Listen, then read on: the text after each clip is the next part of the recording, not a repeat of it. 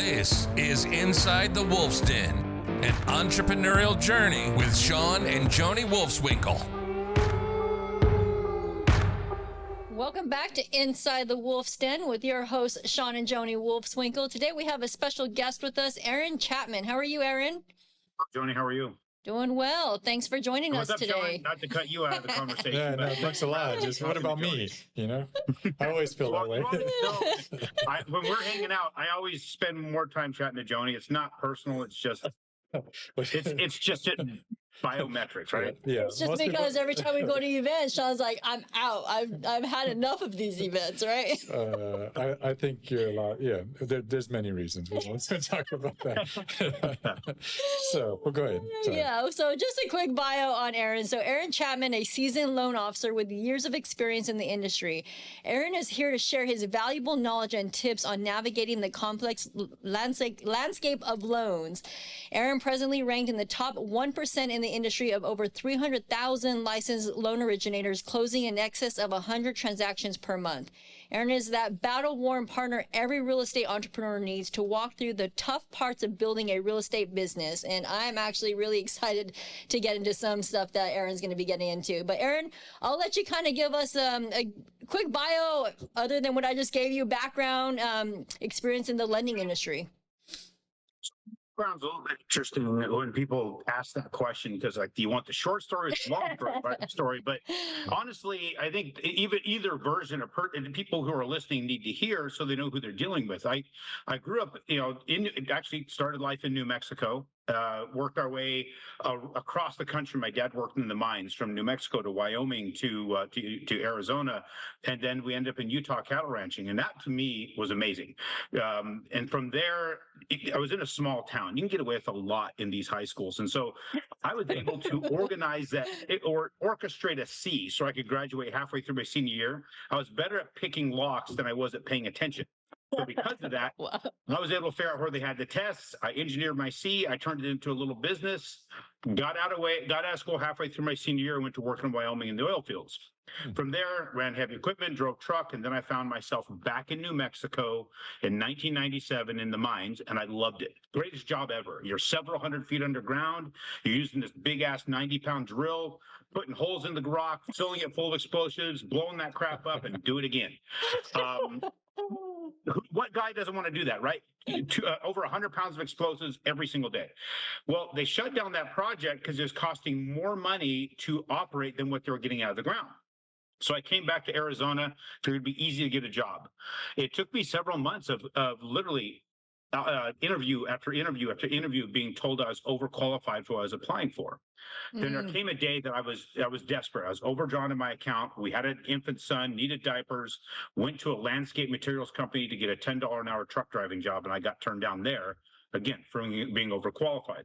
Well, as I left that day, my wife gave me a coupon for free diapers. So I'm leaving that location, heading to a grocery store to get these diapers, and my gas light comes on in my truck. Well, I was forced to pull into the first gas station I could find, which happened to be next to a grocery store, swipe my debit card, said a quick prayer, and I got a decline because of my overdrawn account. Oh, no.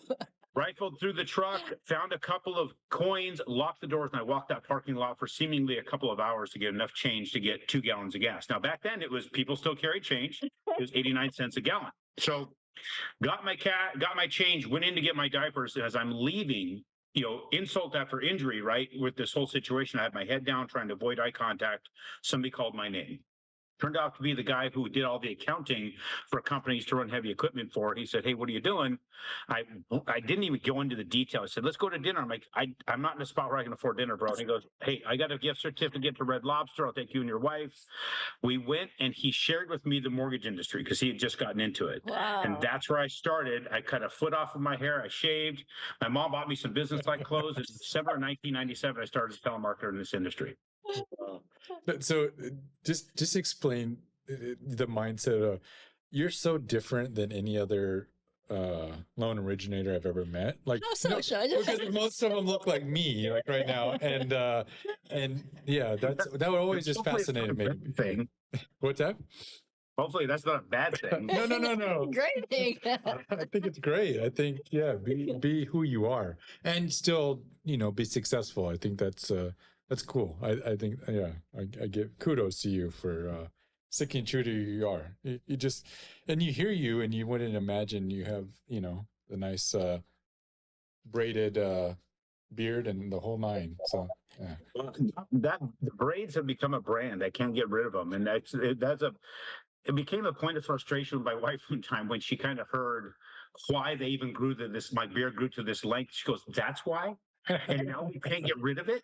It was in 2016. I was at Collective Genius meeting, and I always had, well, I had a beard since 2008. I got in a motorcycle accident, August 8th of 08. I didn't have a beard, I had a patch that wouldn't fill in. I tore that side of my face up. I woke up with a full beard. I'm like, I am not going to trim this thing until I learn how to walk again. And I kept it that same length all the time. Wow. Well, I walked into Collective Genius, and here comes in Ron Phillips. He's got his shaved head. He had a beard. He goes, "My beard was longer than yours yesterday." And I was like, "Well, mine was longer yesterday. I trimmed it for the event." It's like, "Here's the deal, Ron. I won't trim it till I see you again." That was right when Ron went like radio silent. Nobody saw him at all. Yeah. I didn't see that sumbitch for 5 years. That's why this thing is this long. I finally got him my YouTube show, and I cut it in half because it was getting in my belt. I had to lift my head up just to put my belt buckle on. I'm sure your wife appreciates that. Yeah, little trim. Now it's frustrating. All because I mouthed off. I end up with this beard and it's great. I mean, I'm glad I can have this. I started tying it up in braids because when I ran the technical rescue unit for the sheriff's office for 8 years, and when the helicopter would come in to pick us up, I was getting slapped in the eyeballs with my beard, so I had to tie it down to keep it out of the way, and that's where the braids came from. That's interesting. I'm surprised they let you have that. It's not a. It's amazing what you can get away with, and you tell them I don't want to get paid. Gotcha. So I made plenty of money doing what I was doing in the mortgage industry. Yeah. So let me get this straight. So you had this dinner at the Red Lobster, right? And then, and at that moment, that's when you decided this is the route I'm going to take. Talk about that. He told me about how he went from being in the accounting side of things for an excavation company to doing home loans. And so I say, "Tell me about this thing." The only thing I knew about mortgages was if you watch TV, there's an old man and an old lady with a mortgage on their farm that they lost to the bank. I'm like, it was a negative word. Mm-hmm. So he introduced me to this guy, Scott, who was at a broker shop. I met with Scott, and when you don't have anything, you have no choices. You take what options are being given you. And here's the person saying, "It's not that you're overqualified, you're not qualified at all, but we're going to give you a shot." Right. And we're going to teach you. And so I went in there, and they taught me how to do the telemarketing thing, and it's the most miserable you've ever done. I would rather be in a tunnel underground with the risk of a cave-in than sitting on a phone with a cold call list. And so I still did that. I learned that once you became personal with people on the phone and you weren't really robotic and technical, you're just taking the number and figure out what area of town they live and just make comments to them about where they're at. Try to identify them real quick that I could be really successful quickly. So once I got 10 leads, I convinced them to let me work a couple of them, and I cherry picked them. And that's how I started in the industry. And I just wanted to do something different. I worked with my back and with my hands all my life. And up to that point, I was only 23 years old. So it's not like I was a crippled old man that worked with his hands, but I wanted more. I really enjoyed cattle ranching. I wish I could go back to that. I really enjoyed mining. I wanted to go back to that, but they weren't options. So I had to come up with something else. And this was an option. And then, lo and behold, I got a job back actually driving truck at the same time to Sacramento and back. And let me tell you, that's miserable too. If you're driving the Grapevine in a 53 with a 53-foot trailer and CHP does not like you, that was miserable. Then after about 3 months of that, I went back to running heavy equipment. I get up at 3 a.m., be on the job site by 4, work till noon, go to the office by 2, and work till 10 p.m. every day for a year, sleep 4 hours a night. And finally, the rates dropped below 7%. I was able to get enough business going to replace my income after a year. And that's when I got full-time in the industry. Wow. Cool story. I don't think I've ever heard that before. Yeah. That's awesome. Yeah, that's. So what would you guys have assumed? You got this braided, bearded son of a Well, bitch. I think you're a truck driver. I knew you were pretty cool because you were from New Mexico. Hello. I thought you were always a truck driver. That's what I was like. Why is he in CG when I didn't know they got into the trucking business. Well, I would make sure that I planned my routes right by CG and parked right down the street. So you didn't know. But the key point of what Joni's statement there is from New Mexico, not necessarily still in New Mexico. Exactly. We got out. We got out. Yeah, it's no longer the land of entrapment. So we got out. At places like this, vortex of hell, you never go back because you won't get back out. You drive through at night so you don't have to stop. That may be a true story, Aaron. Yeah, that's not bad. New Mexico. So we still love it. We got businesses there. But hey, now tell us about, I had a question for you. So, we were just talking about some of the type of different loan options that are available for investors, homeowners. Just give us some insight, just high level, like, as an investor, let's start off with, and they're looking to get a loan. What is the right type of loan for their specific needs? What should investors look at? Like adjustable rates, should they be buying down their interest rate, to get does that make sense? This is the fun questions. Yeah. Do you guys have your calculators? I do not. No. I don't even have a phone. I have a mental you need calculator. to have your phone on you. Okay, so you guys are going to have to then trust me. Okay. And everybody listening, you're going to have to get your calculator out because we're going to play with this one a little bit. All right. First off, do we know the name Warren Buffett? Yes. Okay. Hopefully everybody's listening knows the name Warren Buffett. Warren Buffett is quoted as saying that the 30-year fixed mortgage is the greatest financial instrument in history because it's a one-way bet. If you're wrong and the rates go down, you just refi if you feel you need to. Mm-hmm. If you're right and the rates go up, you've protected yourself against that adjustment. Now, we also know who his business partner, Charlie Munger, is, correct? Mm-hmm. Right. Just recently passed. Early 2023 is January, February. He was on either CNBC or MSNBC. I can't remember. I believe it was Christy Quick who was interviewing him. And this interview was cut up and all over YouTube and whatever. And one of those clips he said that at Berkshire Hathaway, they're looking at the fact that we had seen 40 years of declining interest rates, and they're anticipating to see 40 years of increasing interest rates. Mm. Now, that was in 2023. He's recently passed. What's really interesting about that clip, you go back, I saved that clip. You go back to look at it, you can't access it anymore. It's been taken down from YouTube. I have watched over 8 hours of versions of that interview, and not a single one has that clip in it. Wow. There's a reason why they're not telling people that. So when I get into where we're heading, what's going on with interest rates, what's the best kind of loan, I'm always going to tell everybody a 30-year fix is going to be your best option. And I'll tell you why in a minute.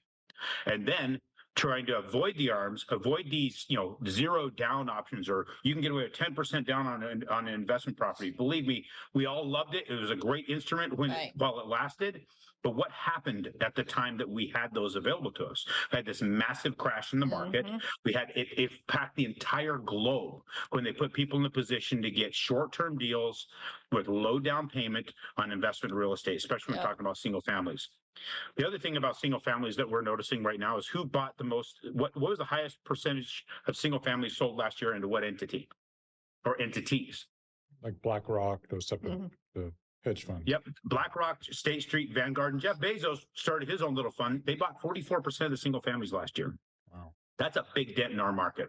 So let's get into some math here so we can explain to people why it is important to understand the value of the 30-year fix. So let's say we're selling a house for $200,000, right? I mean, you guys have got $200,000 house on the market, and somebody's going to put 20% down. What dollar amount is that? You probably know that off the top of your head. 40,000 for the down payment. Yes. I think you said 40, right? Correct. Yeah, 40,000. Yeah. So what I hear and what it does. So 40,000 down. That means you're getting a $160,000 loan. And let's say, based upon what's going on in the market today, a person's going to have $10,000 between lender fees, title fees, appraisals, taxes, insurance, points, all this. Very expensive. Now, this is a round number, and I'm quoting a high number to show you the power of this. I'm not saying we're charging 10 grand. I'm just showing you guys how powerful it is. So that means you're investing 50,000, right? Right. 50,000 is the money invested by the investor to acquire this asset. 160,000 is invested by the lending entity. So if they did their job, which is to secure the right business, which will stay reasonably rented the entire time they own it, that they can raise rents on it and appreciates. Who pays off that mortgage of $160,000? The tenant. The tenants. So over 30 years, those tenants will pay. You take $160,000, divide it by 30, you'll find $5,333.34 per year is what the tenant's basically giving you to knock down that mortgage over the 30 years. It's an average. If you divide that into your investment of $50,000, you're at a 10.6% increase year over year just by having somebody else pay off the loan. We're also seeing a consistent 10.6% increase on our investments. We're not. It's just not happening, right? So we shelved that 10.6. Now we live in an inflationary environment. What do you believe inflation has done to the cost of housing, Joni? Appreciated. Pushing it up, right? Yeah. Appreciated.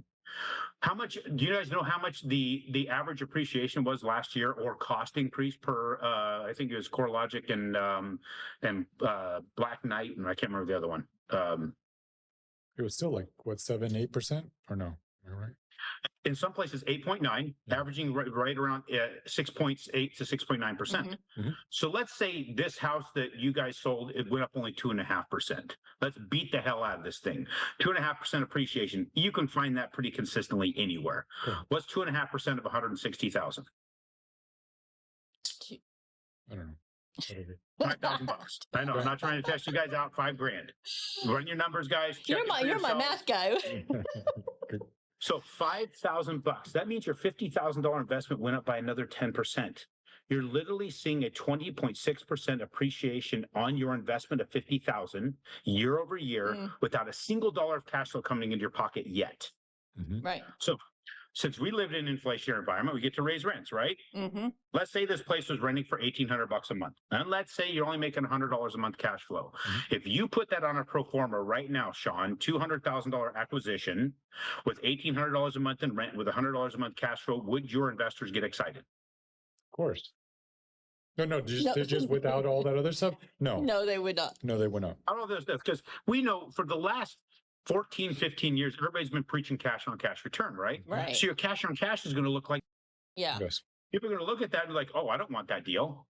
And here's why I'm telling you, you really want that deal. You're talking about, Sean and Joni, their operation. They have got a hell of a damn good operation, right? You're talking about the particular market that sees appreciation, sees rents going up. Right. What is your rental appreciation right now, year over year over there? Somewhere between 2 to 5%, somewhere there, 4%. depending on the 5%. Let's take the middle. Let's say 3. Okay. So if you had an $1,800 a month rent, $100 a month cash flow, and you raise it by 3%, that's what, $54? Nothing sexy. Is your investors excited about that $54? Probably not. I know. Probably not. Here's where the key is. Does the tenant get excited about $54? Probably not, because it's not the $200 jump that their nephew's seeing on his freaking 2-bedroom apartment. Yeah. So you've got your tenants like, okay, cool, only $54. That's a 54% increase in your cash flow. You start to see a compound increase in your cash flow year over year of double digits. And before too long, 5 years, you're going to start seeing that cash flow number you were hoping to get right out of the gate. But you're also getting the 20.6% that we're already talking about. So you start to see that appreciation. So this is where it starts to get really, really, really sexy. What has inflation been doing to the U.S. dollar? Devaluing it. Right? If you go back to the 1920s and before, what I'm holding in my hand right now is an 1888 $20 gold piece. Kind of hard to see right there. I got to put it where you can see it, right? There's an ounce of gold right there. There's an ounce of gold. It's actually 0.99 something ounces of gold because you have a little bit of other type of metals for durability. So at the time, this was $20. You could walk into a department store with this coin right here. You can get a hat, a suit, a tie, a belt, a pair of shoes, and a pair of socks for that $20 gold piece. Now, Joni, this is going to sound a little personal, but can you even walk into a Vicky's and get a pair of underwear? For $20? No. Sad to say. You can't even get drawers that nobody else gets to see for $20. Right? I hope I do. Well, I mean, one person. I'm talking about all the rest of us, Sean, the only person in the world, Sean, right? So for $20, you can't see that. But what's interesting is everything I just named, you can get with an ounce of gold. Yeah. The hat, the suit, the tie, all those things you can get with an ounce of gold. Why? Because the gold is worth over $2,000 an ounce. All the stuff I just named is $2,000 worth of clothing. It's not that the gold is more expensive or it's gone up in value. It's not that the clothing is more expensive. It's that the dollar's lost value so significantly. Yeah. We get to raise rents because the dollar's losing value. But does the lender get to raise the payment on the loan because of that? No. No. Not at all. So let me share a screen with you guys so people can wrap their head around the concept a little bit more. So if you're looking at this particular graph, what I'm showing you is and explain this too if they're just listening. Just to like what we're going to show it. We have a $200,000 purchase price. We have a $160,000 loan amount. We're showing a 30-year fixed mortgage and an amortization table on this at a 7.63%, which is about the average interest rate we're locking today. We're seeing that a person will pay $1,132.47 per month in principal and interest for 360 months. That's equivalent to $407,689.20. That's what they're paying over 30 years. Now, what's interesting about that, we've all heard it. My dad said, my grandpa said, or my banker said, you should actually take your cash flows and do the debt snowball, or take extra money and pay off your mortgage and see if you can pay it off faster, or get a 15-year fixed. I'm telling you, no. Do not listen to that. Why? Because the longer you take to pay, the less you actually pay. This $407,689, when you recalculate the value of every dollar that leaves your hands for that 360 months, is actually valued at $154,336.97, less than what you borrowed. So the longer you take to pay it off, the less you actually give. Interesting. Is it completely counterintuitive what you guys have heard? Yeah. Absolutely. See how wealthy a person becomes when they realize the longer you take. Use the bank's money. Think about this for a second. How often are people refinancing their primary residences when you start looking at the history of the market? Well, I mean, lately, what was it's got to have been rapid, right? Every 4 years, 3 years? About every 4 to 6 years. So let's just let me explain a scenario. I had a client come to me to refinance his house. He started with a $120,000 loan. On month 47, we're talking. He says, I want to refinance. The rates have gone down. I've always told them to refinance when they drop a certain amount. I'm like, how much cash do you want out? Well, none. I said, well, you're not. I only tell people to refi to get cash out to buy more investments. But he was convinced he had to just refi for rate. I couldn't convince him otherwise. But he went ahead and went forward with this. On month 48, he paid his 48th payment. Then we did the refinance. He had paid over $37,000 in principal and interest over 48 months. That's what money left his pocket. When we refinanced the house, the balance only dropped by $6,100. From the 120,000 down to whatever that was. I mean, $6,100 less. But he had costs on the loan. What did he do? You add the cost to the loan because he didn't want to bring any money to the table.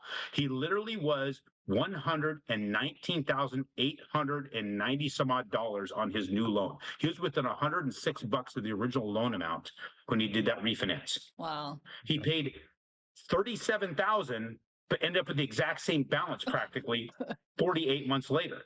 If he did this every single time, every 4 to 5 years for 20 years, he'll have paid out over $180,000 on the house, but never dropped his balance. That's why people tell you to refinance, because you are now stuck into the bank's churning capability. The first 5 years of that mortgage is almost all interest. That's why they get really, really, really good at convincing you every 4 to 5 years to refinance your mortgage.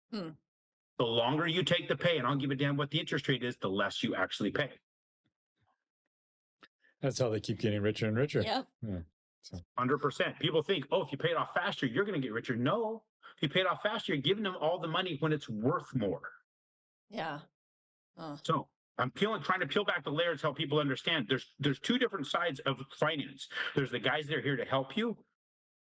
You're looking at them, and there are all the other some bitches out there have no idea what's going on here. All they know is that you are a name on a document that gets them paid.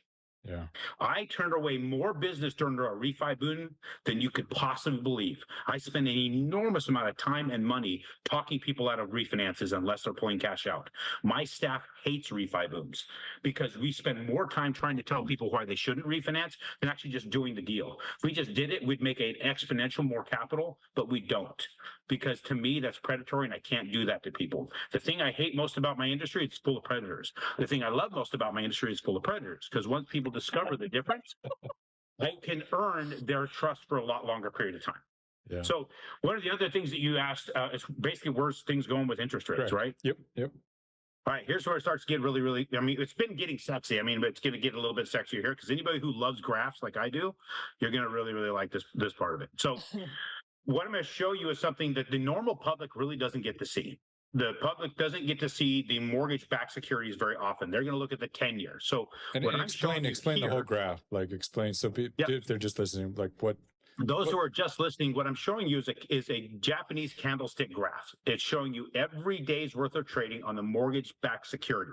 If you've seen The Big Short, you know the history of the mortgage-backed security, which is Lou Ranieri decided with Salomon Brothers, like, hey, there's all the banks are lending in their local areas. Why don't we do this on a global basis? So what we have here is the actual global security being traded.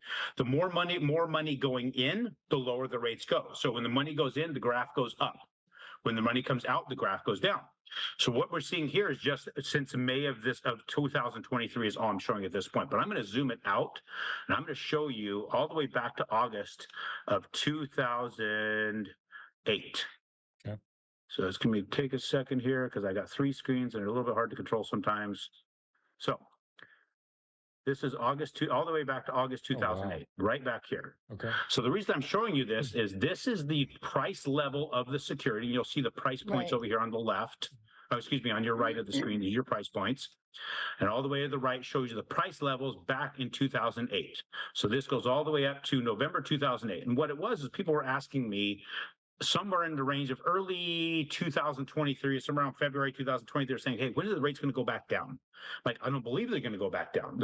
Why not? Well, the only reason they went down, which is this area right here, from this point, this is January 2009, all the way through here till October 2021, we had high levels of price value in the mortgage-backed securities because of what they called quantitative easing.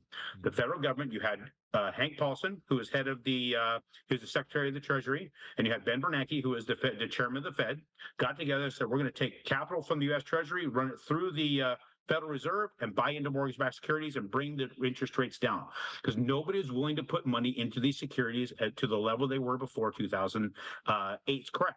So all this was placed in there because of the $8.9 trillion the Fed put in. Then they decided to do what they call quantitative tightening at the end of October 2021. We see it fall off a cliff.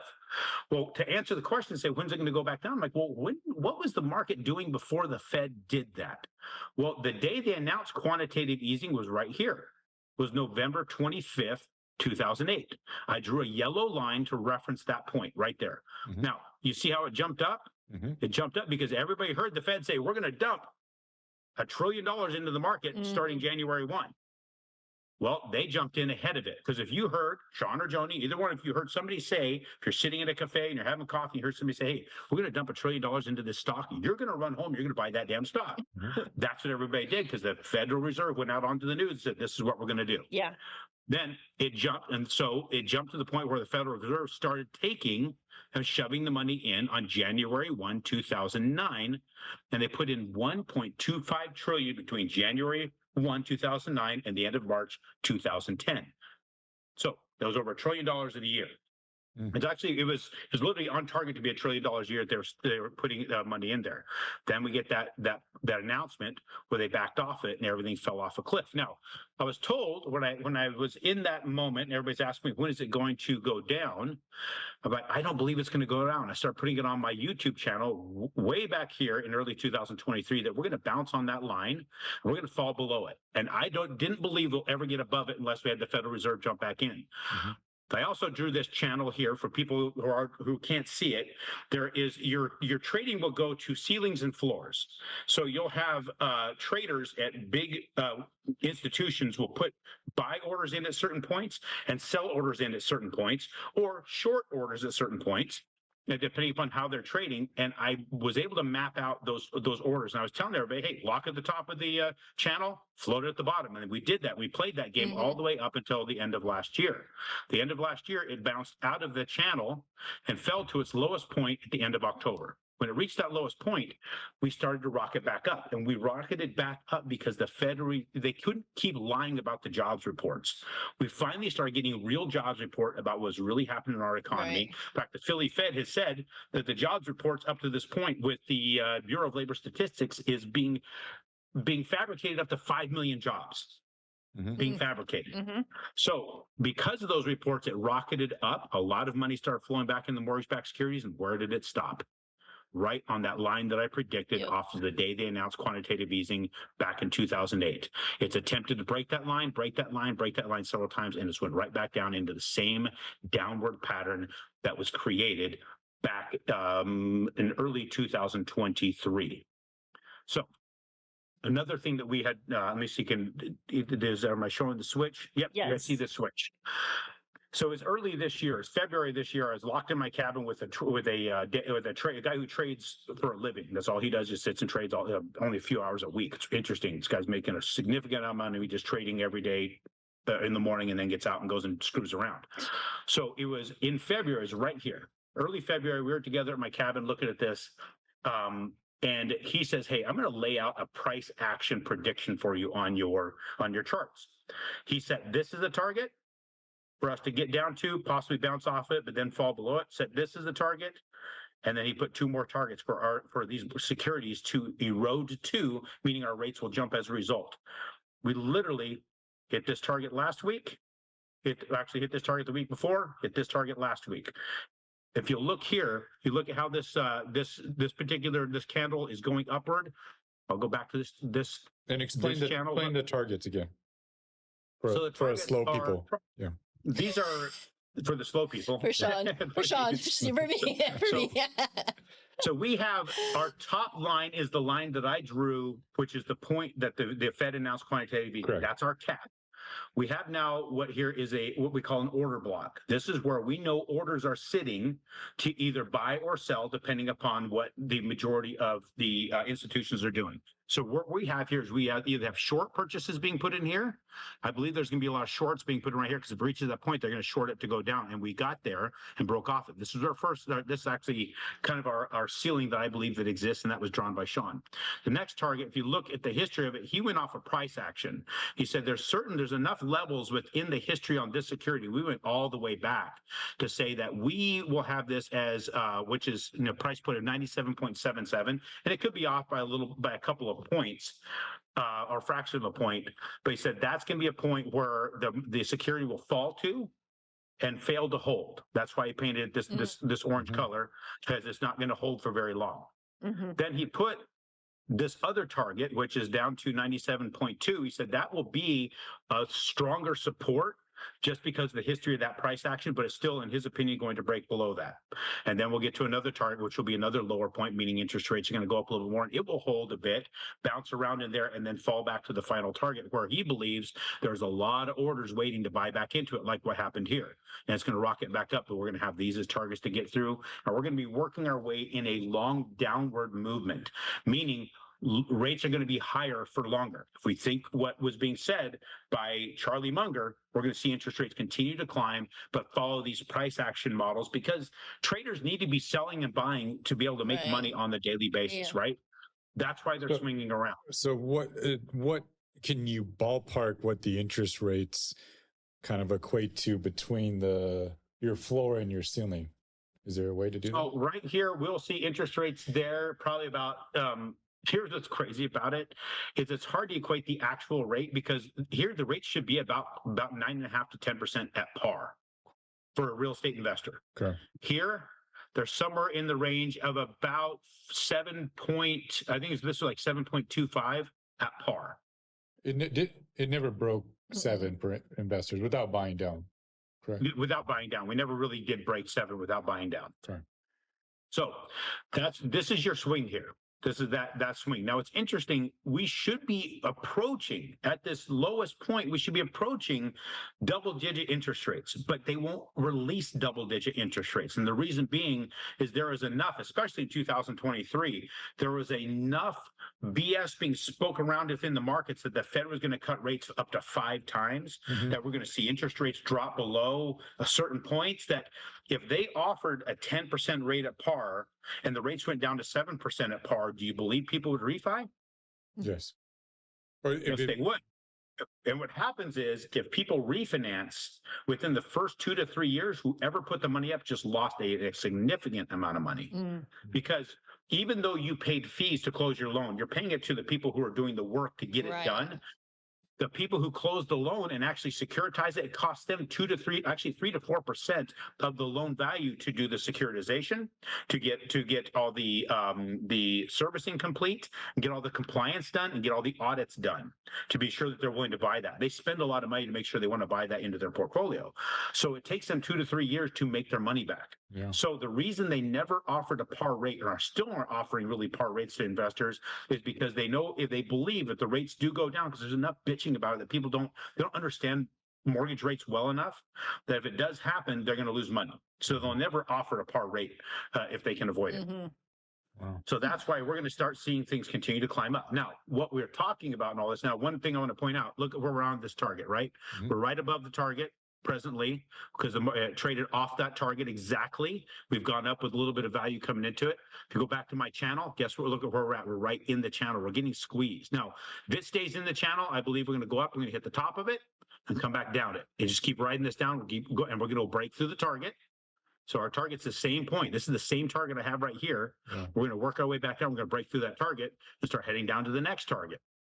And it's going to slowly work its way down into a higher interest rate environment. And what does that put for homeowners, like in the sixes, roughly? Just like the average person right now is a homeowner. We'll just take a look at that. So right now, today, bankrate.com is where I go to. And you're busting our yearly predictions. We said at the beginning of the year, Johnny and I we said three rate drops this year, but.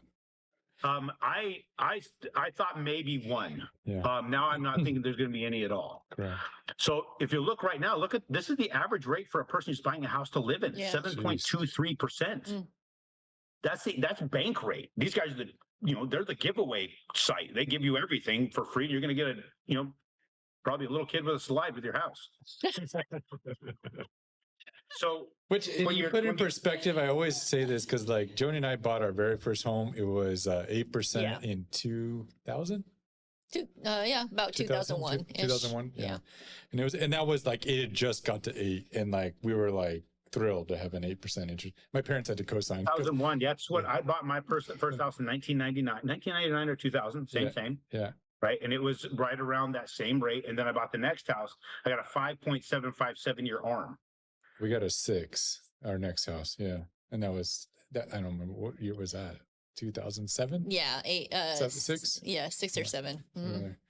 Anyway. Yeah. To just put it in perspective, like those were great at that time, right? I mean, and we're way too spoiled. Yep. So.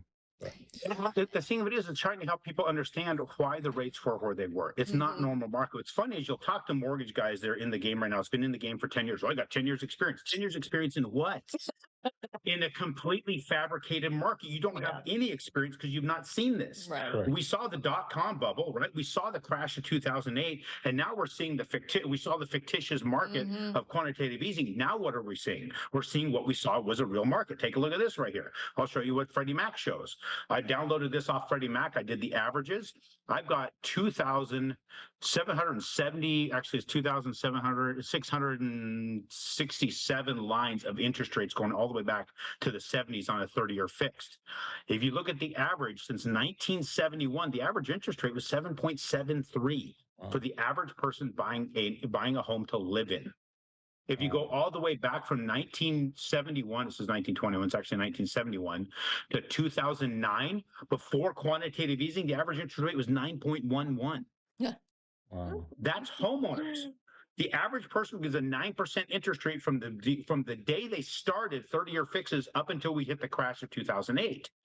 So that was actually 2009 when they started quantitative easing. So if you go from 2009 to today, January 1st, 2009 to today is 4.3%. If you go the average interest rate from the day they stopped doing quantitative easing, which was the end of October of 2021, it's 5.9%. So when people tell me when are rates going to get back down to a normal level is 9.1%, people. That's the normal level. So don't keep wishing for a normal level of interest rates. You're just like you're hurting people right now. You're just speaking reality, but I'm just like people are. Well, actually, other than, I mean, if I get investor calls all day long from my owners, like, you know, like wanting to refinance, like waiting for the rates to drop, wanting to refinance. Like, I'm just gonna tell them to talk to Aaron. Honestly, you guys don't have to have those conversations. Say that. Talk to Aaron. Let him help you understand it. Because what they need to wrap their head around today is that I'm offering you 7.6. You need to take it and be happy about it, because the average should be 9.1.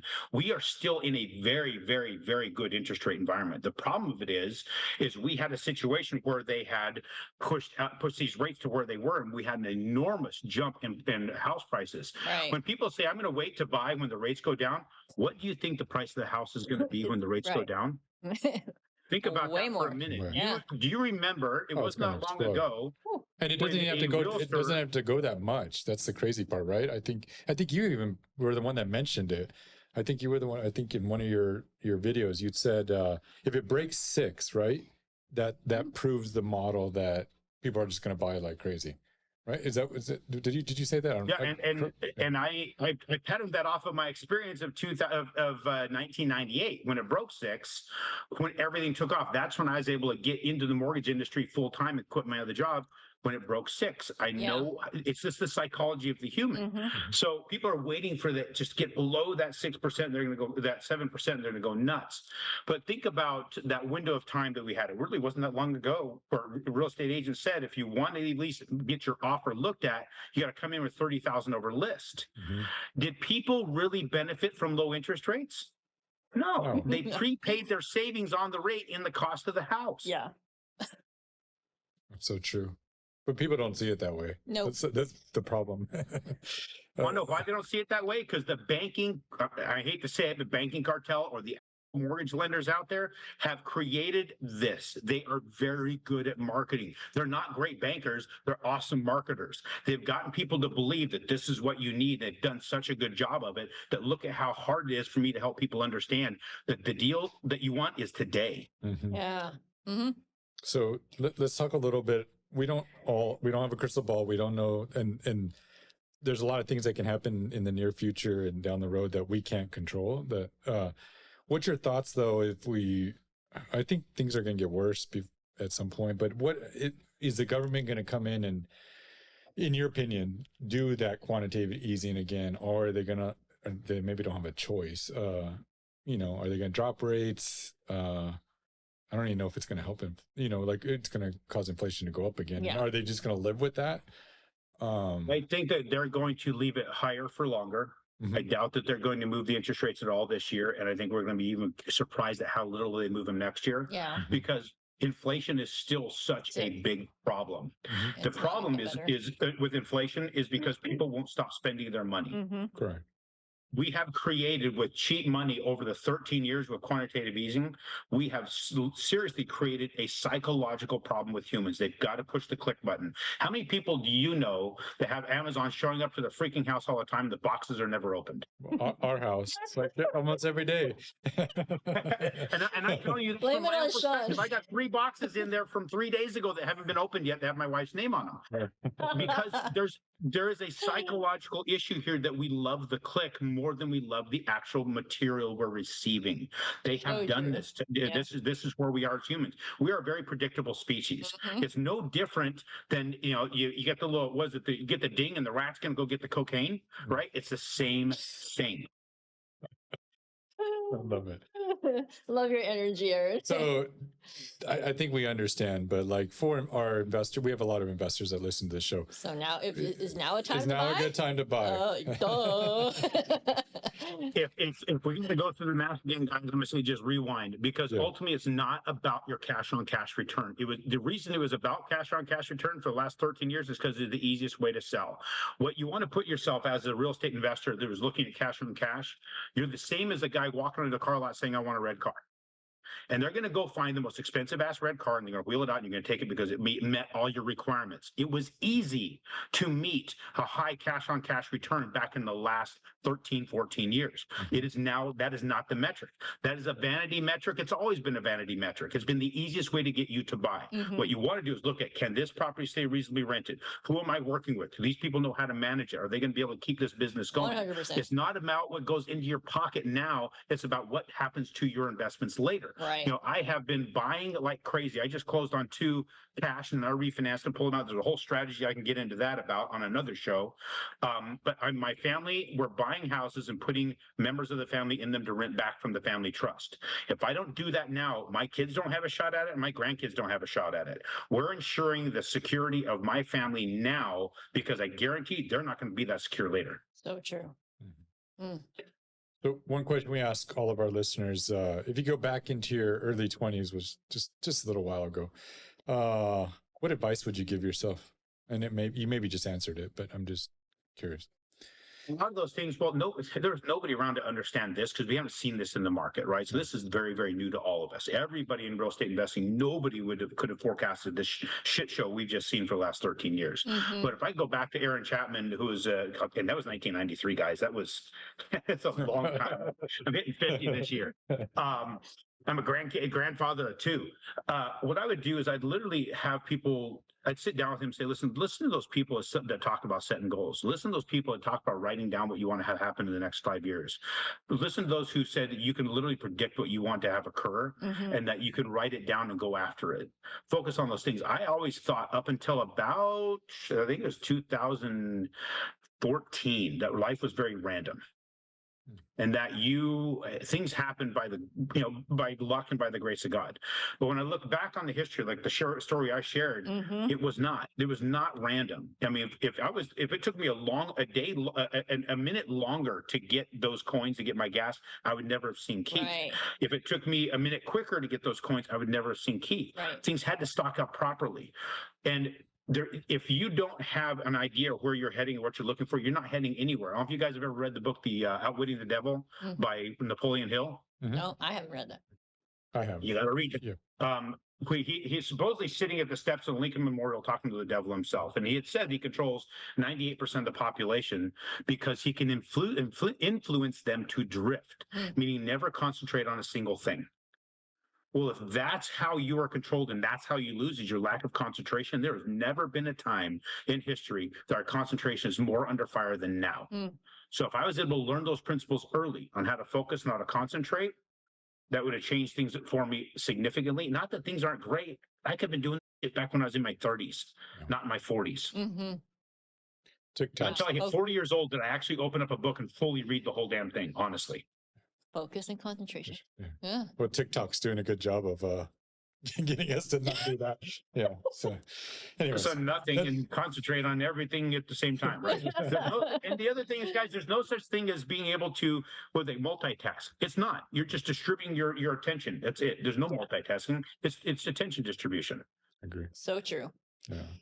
Aaron, one more question because hopefully you'll get into this, but what's your next?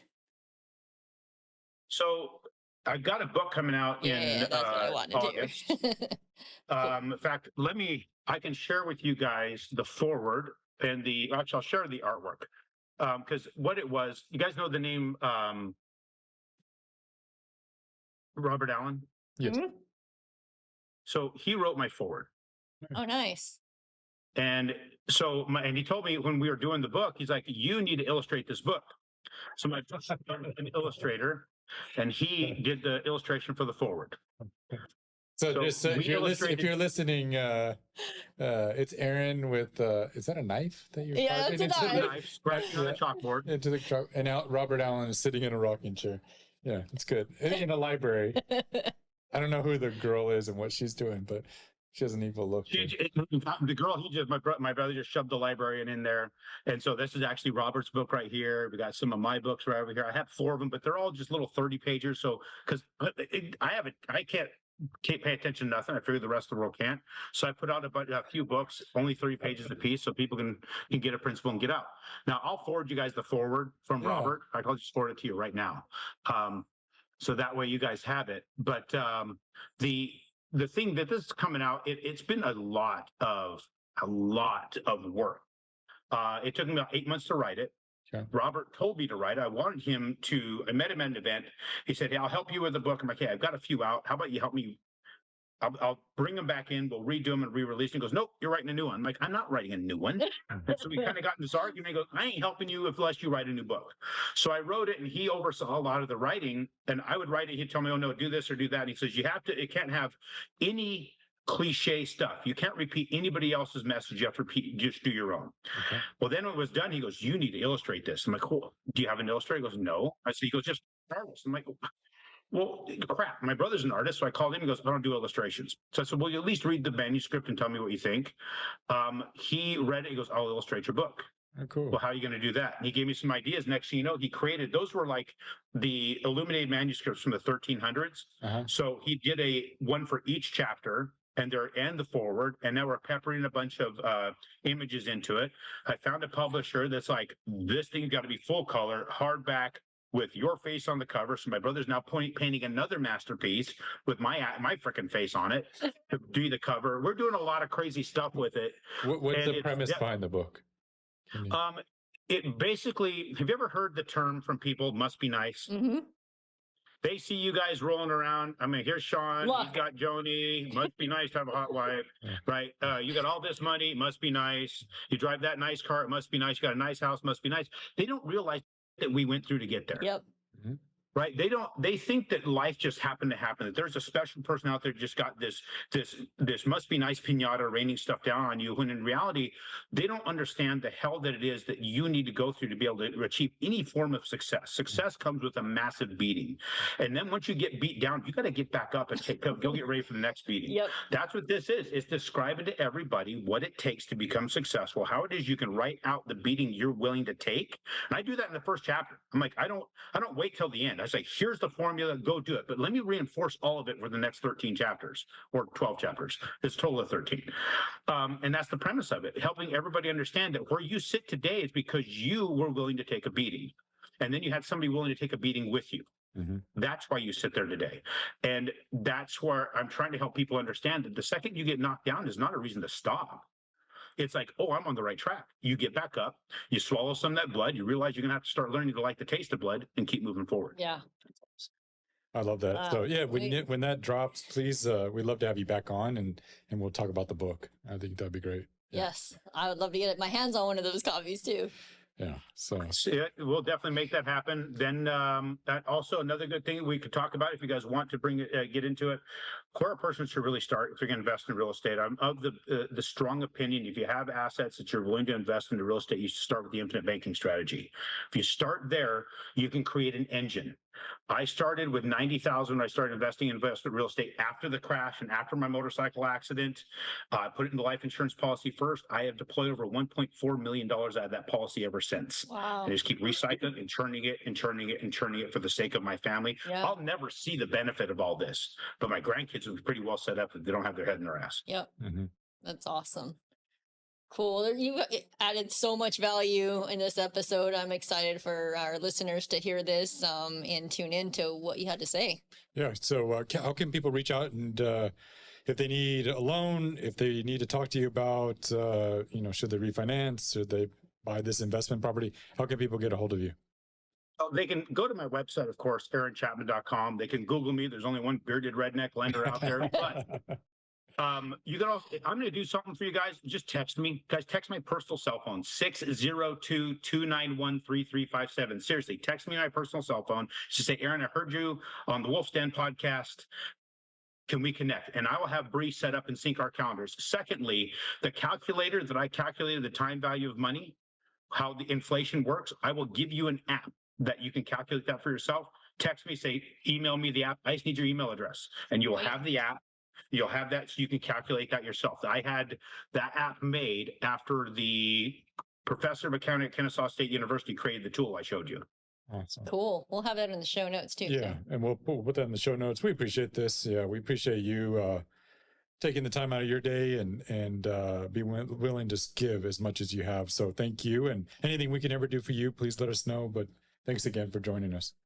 Thank you, I Aaron. appreciate you guys. The business collaboration is thanks enough. I sincerely appreciate you. Thank you. Sounds good. Well, if you enjoyed this, if you know somebody that needs to hear Aaron's message, please share it. Otherwise, we'll see you all next week. See you, everyone. You've been listening to Inside the Wolf's Den, an entrepreneurial journey with Sean and Joni Wolfswinkle. Tons of entrepreneurial podcasts are out there talking. Talking. But Joni and Sean are living it every single day. Their portfolio now includes many franchises and medium-sized businesses. We talk about the trials and motivators of successfully running a business. Join us again soon for another podcast. But until then, reach out on the website at InsideTheWolfsDen.com, on Facebook at Inside the Wolf's Den, on Instagram at Inside the Wolf Den. We'll see you again soon. This is Inside the Wolf's Den. We'll see you next time.